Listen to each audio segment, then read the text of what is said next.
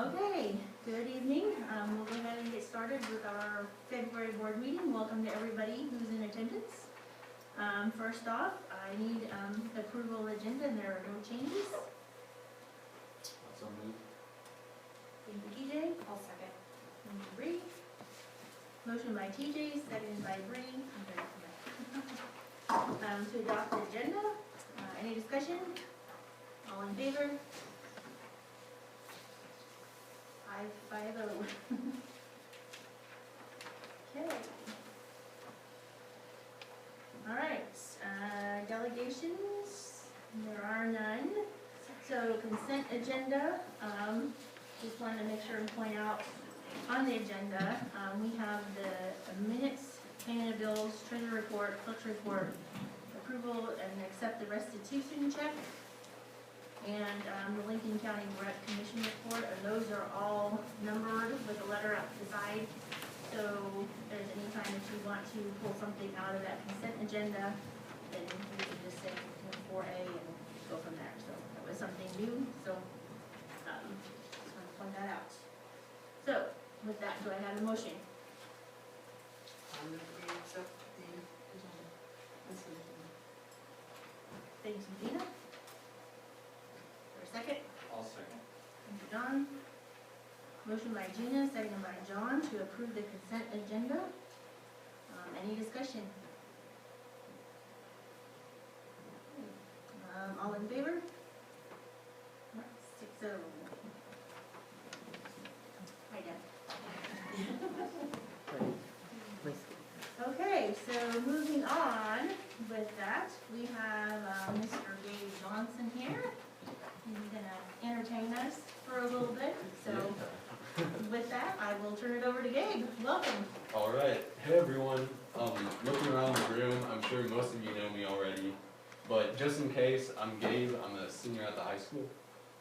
Mrs. Walter asked me to come up here and talk today about some of the coding work I've been doing at the school, and also discuss a little about the importance of coding and STEM classes in our school.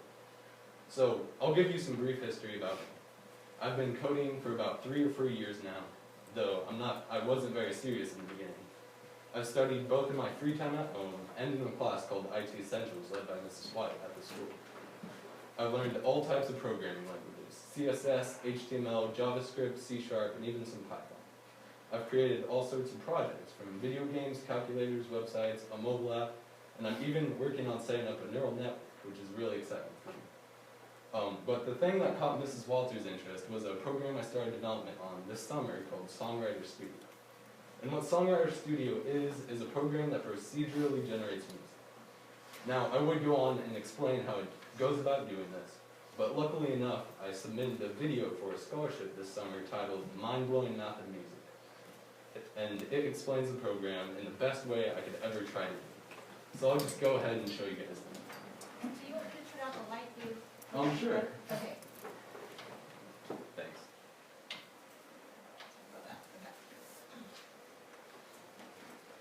What is music? Now, I know we all know what music is. I mean, it literally surrounds us all the time. And especially in these COVID times, music is used more than ever.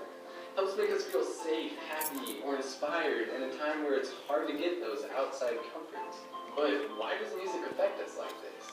And how is it all tied to math? To learn this, we have to go back in time a little bit, or a lot of it, all the way to around 500 BC. You see, during this time, there lived a Greek mathematician named Pythagoras. Yes, the same Pythagoras that we all know and love from geometry class. But what most people don't know is that Pythagoras actually spent most of his life coming up with a theory of music. He was intrigued by how music worked and came up with the first mathematical theory of how it connects to our emotions the way it does. Pythagoras proposed that music is made up of proportionate ratios of notes. An octave sounds good to our ears because its frequency is a 2-to-1 ratio. Well, half step has a 1.059 to 1 ratio, and that's why it sounds a lot worse than the octave. The simpler the ratio, the less tension it has. Now, tension and the release of tension is the definition of art. Our brains use tension as a language of emotion, and that's how music makes us feel the complex arrays of frequency ratios telling you how to feel. And it's crazy because even though artists don't plan this math out in their heads, our brains intuitively know how to make music. But what if you did plan the math? What if you made music by mathematically matching every note by the ratios in between them?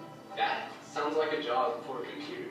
So in the quest to prove Pythagoras right, I made a program that does exactly that. I named it Songwriter Studio, and the music you've been listening to throughout this entire video is the end result. So how does it work?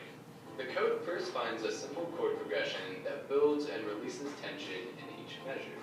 It then adds surrounding notes for depth. Then, it procedurally generates a wave for the melody, controlling when tension should be built or released using those ratios of notes. And bam, it's a code that creates music.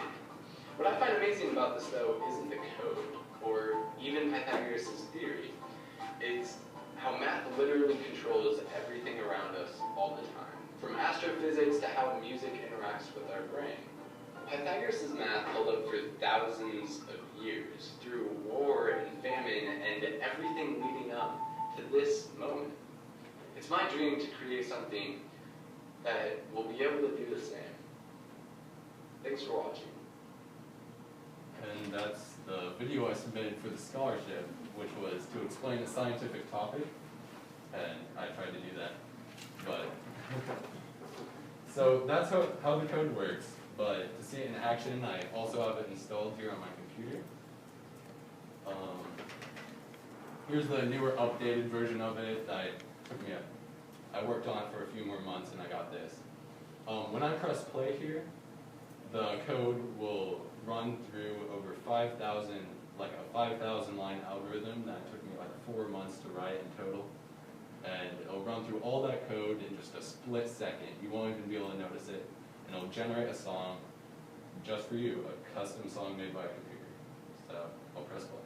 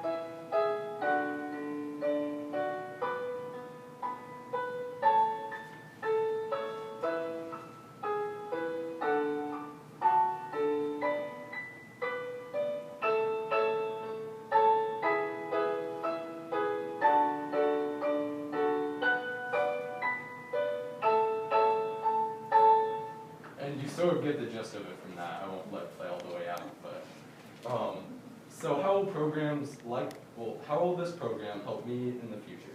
How will projects like this that students do in school, in classes like IT Essentials, help them later in life? It turns out more than you would expect.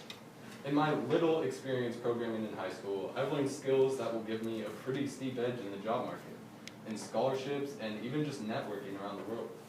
When I started programming, I also created an Instagram account where I post some of my projects. Now that Instagram account has a little under 1,800 followers, and I have a community of fellow developers around the world that I can ask questions and collab with on certain projects. I even got a few companies taking interest in my work and wanting to know more. Starting coding young can also reduce the learning curve, so it can be a lot less frustrating.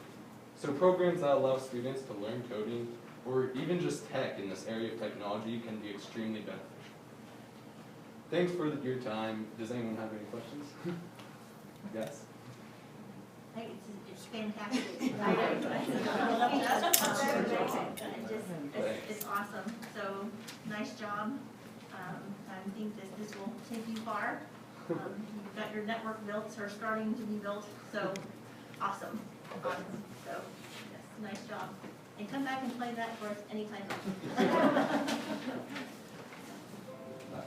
Anybody have any questions for